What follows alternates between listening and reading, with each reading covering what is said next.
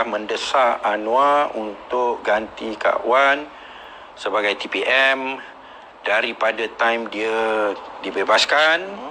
Dah bertanding Port Dickson, MP Port Dickson letak jawatan, Anwar bertanding jadi MP. Kita semua menganggap dia akan gantikan Kak Wan. Tapi ni dia tak. Kenapa saya tak tahu. Ada yang kata Tun halang, tapi kita ni ramai, kita 92. Kenapa kita nak tunduk kepada kehendak Tun? Tapi Anwar tak pernah datang jumpa dan setuju, okey saya jadi TPM ganti Kak Wan, kita boleh cakap dengan Tun Mahathir, this is what we want. Tapi tak pernah.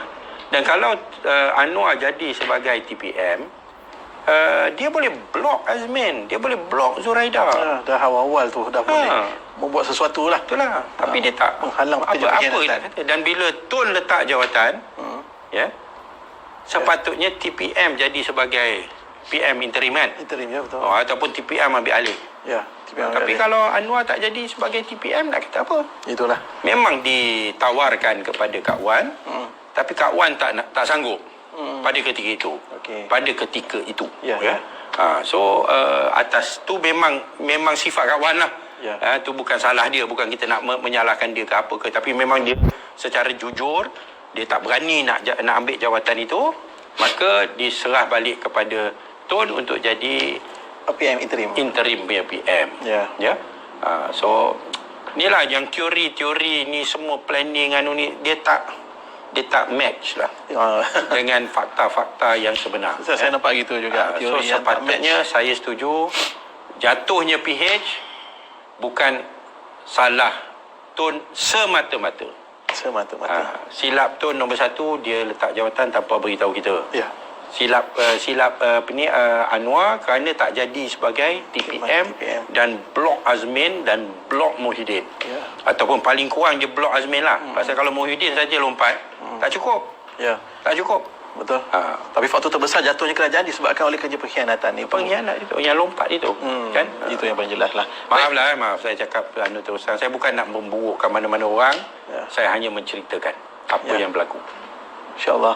Itu lebih baiklah daripada bagi jawapan politik yang selesa. Saya rasa YB lebih betul terang sini. Baik, soalan Megat Ikhwan. Salam YB. Kalau nak Grand Coalition, macam mana nak pastikan pejuang, warisan dan parti pembangkang lain seperti APCO menghormati dan mengikuti agenda reform yang dibawa oleh Pakatan Harapan, sebab kita tidak mahu berlaku lagi peristiwa langkah Sheraton 2.0.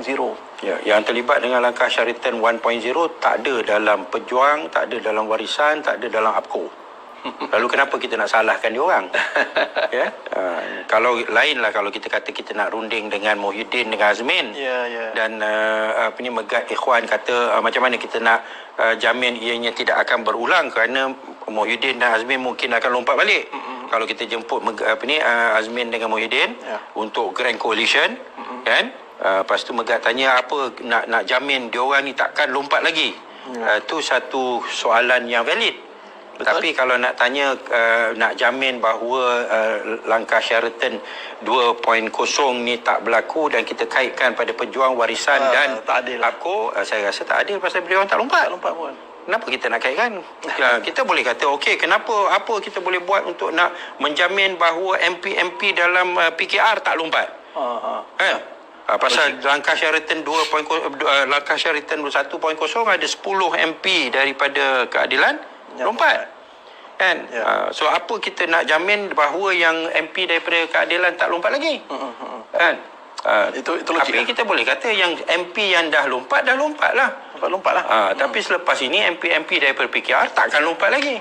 Kan? Kerana apa? Kerana terbukti mereka bersama. Dia orang tak lompat. So samalah dengan pejuang dan warisan dan APCO. Kenapa kita nak salahkan mereka? Dan maksa mereka tanggung kesalahan golongan yang lompat sedangkan mereka tak lompat. Itulah. Kan? Saya pun tak faham logik tu. Tapi beginilah nak dapatkan diorang ni untuk menghormati dan mengikut agenda reform kalau yang dibawa oleh Pakatan Harapan, caranya kita kena mula bincang. Itu duduk semeja. Sama-sama kita runding. Dulu bila kita buat manifesto ni, saya pun nak kena cerita lah bahawa sebenarnya sebahagian daripada yang terlibat dengan jawatan kuasa nak hasilkan manifesto adalah daripada Parti Bersatu. Ya. Oh, ada sekali ya. Ada juga sekali. Ya, lalu sebenarnya bila Tun keluarkan kenyataan manifesto ni atas oleh kerana tak percaya boleh memerintah ataupun dia nak cuci tangan dia, memang tak betul lah. Dan memang kita dah tegur dia. Tapi kita tak adalah kita herdik dia depan halayak. Kan? Pasal dia Perdana Menteri. Lalu dalam kabinet kita cakap lah, Tun tak boleh lah cakap macam ni. Ya, walaupun mungkin dia punya gambaran, pemikiran dia ialah manifesto ni selama dia dalam BN dulu, manifesto buat tapi tak pernah ikut. Tapi tu BN, PH lain kan. So kita tegur dia. Dia kata jangan orang kata gini kita tak tegur, kita ni tukang angguk. Tak betul. Tak betul. Memang kita berhujah dengan Tun seperti mana yang saya sebutlah.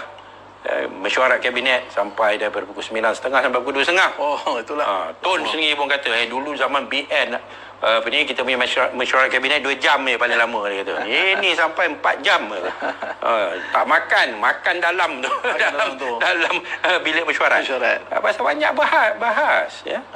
Kamu tengok je lah dalam parlimen, mana ada yang daripada Pakatan Harapan ni duduk diam. Ramai yang berbahas.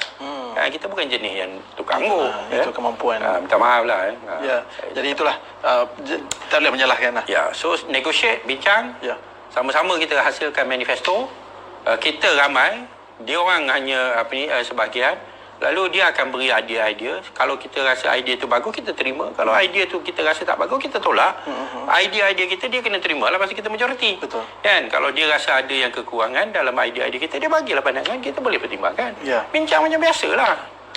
Itu satu perkara yang sangat dinantikan kalau regulation ni dapat diteruskan. Nak memastikan semuanya itu berjalan lancar dan disatukanlah semuanya tu.